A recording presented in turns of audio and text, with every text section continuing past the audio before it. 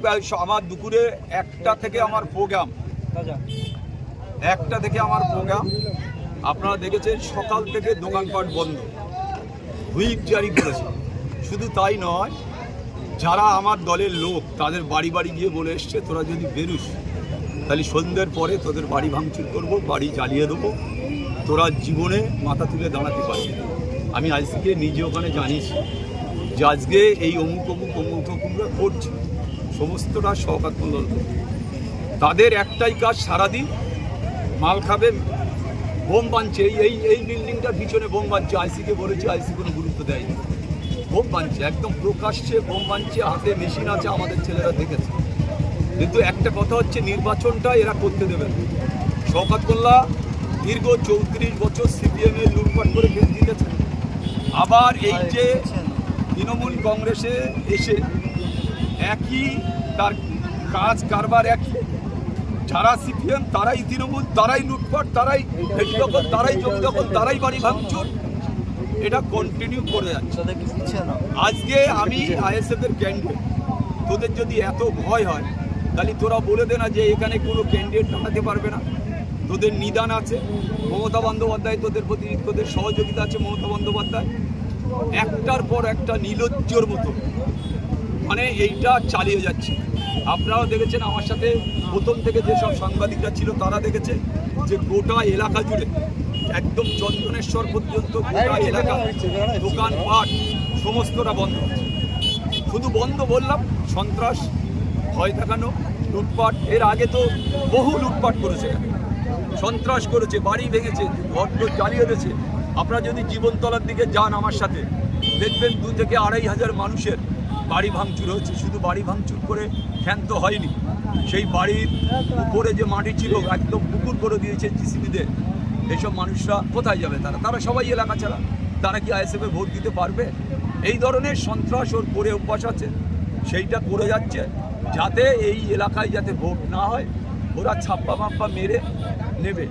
আমি নির্বাচন কমিশনারকে বলছি, পুলিশ, আমরা জানি নির্বাচন কমিশনার এবারে শক্তপোক্ত নির্বাচন কমিশনার চেষ্টা করছে, কিন্তু নির্বাচন কমিশনারের কথা মমতা বন্দ্যোপাধ্যায়, শওকত মোল্লারা শোনে না। ওরা যেটা নিদান দেবে সেইটাই এখানকার মানুষ শুনবে, আর সেই কাজটাই হবে। ক্যানিং থেকে তো যদি শওকত মোল্লা ভাঙড়ে দাঁড়াতে পারে, আপনি ভাঙড়েরই ভূমিপুত্র, সেক্ষেত্রে ক্যানিং আপনি দাঁড়াতে পারেন, তাহলে আসলে তৃণমূল কংগ্রেসের প্রবলেমটা কোথায়? তৃণমূলের প্রবলেম, ওরা সরকারি জায়গায় আছে, ক্ষমতা গায়ের জোর আছে। আমি বলেছি নির্বাচন কমিশনারকে জানাচ্ছি, পুলিশ এখানকে সিপিকে জানাচ্ছি, লোকাল বিডিওকে জানাচ্ছি।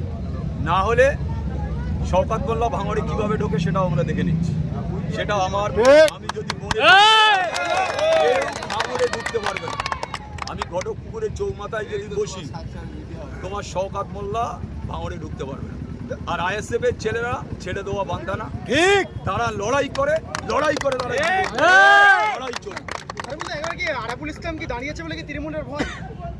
100% ভয় শুধু নয়, ও অবাক হয়ে যাচ্ছে যে আরাবুল এলাকায় ঢুকে পাড়ায়, আমি তো দেখলেন আপনারা, পাড়ায় বাড়ি আমি যাচ্ছি, ওদের কষ্ট হচ্ছে। মানুষ কিন্তু দুহাত ভরে আইএসএফকে ভোট দেওয়ার জন্য তৈরি। এদের সন্ত্রাস আর এদের অত্যাচারকে উপকৃত হয়ে, এদের অত্যাচার, এদের সন্ত্রাসকে না ভয় করে মানুষ কিন্তু ভোট দেওয়ার জন্য তৈরি আছে। কয়েকদিন আগে আরো বলতে আপনি মিলন বাজার থেকে একটি প্রচার করছিলেন, আপনার সামনেই দেখলাম ওই এলাকার যারা তৃণমূল কংগ্রেসের নেতৃত্বরা ছিল, আপনি প্রচারে আসার সাথে সাথে যারা সাধারণ ভোটাররা ছিল তাদেরকে প্রকাশ্যে রাস্তায় দাঁড়াতে বারণ করছে। সেটা করেছে, তা সত্ত্বেও তো আপনারা দেখেছেন জীবনতলায় শয় লোক। আমরা যে বাজারটা, ওই বাজার, কি বাজার ওটা,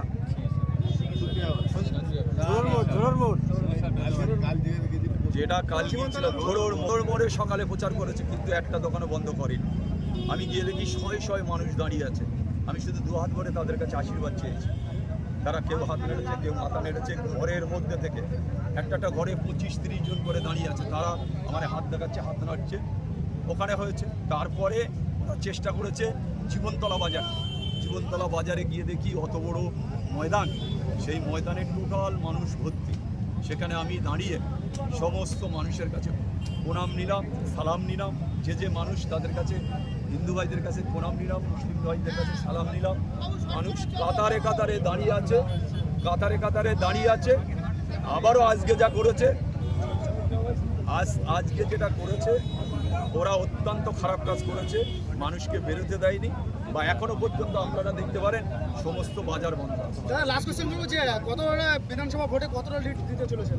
আমি লিড পাবো, যাই করুক, এরা সন্ত্রাস করুক, যাই করুক, আমি এক ভোট হলেও জিতবো। এই সন্ত্রাসের মোকাবিলা কিভাবে করবেন? সে করবো, সে পলিসি তো আপনাকে বলবো না, সে পলিসি আমার থ্যাংক ইউ।